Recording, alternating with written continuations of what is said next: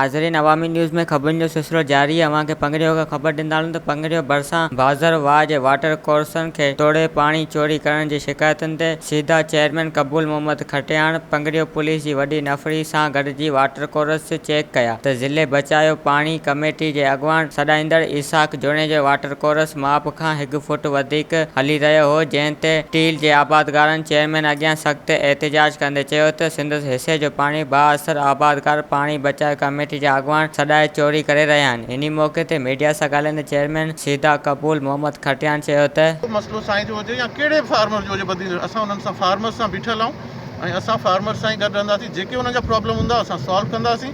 बाक़ी इलीगल पाणी कोन हलाइणु ॾिबो। तंहिंजे करे ग़रीब दोस्तनि खे रिक्वेस्ट आहे त पाणी वेस्ट ना करो, पंहिंजो ध्यानु ना करो। पाणी असां वटि काफ़ी पाणी आहे। बदी डिस्ट्रिक्ट में को बि हिन साल पाणी जी शॉर्टेज कोन्हे असां वटि किथे बि कहिड़े पॉइंट ते।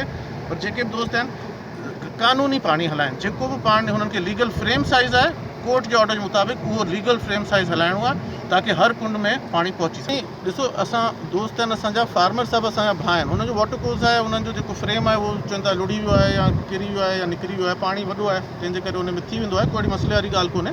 पर बाक़ी उनखे वरी कराए वठिबो। बाक़ी हिननि खे नोटिस ॾेई छॾिबो त नेक्स्ट टाइम फ्रेम खे उहो ख़्यालु करनि त फ्रेम लुड़े वुड़े न ख़्याल सां हुजे। जिते 5 डिसम्बर जो पाणी हलंदल उते 18 इंच पाणी मथे पियो हले। हीअ साईं सिधी दादागिरी आहे, साईं सिधी ॾाढ मुर्सी आहे।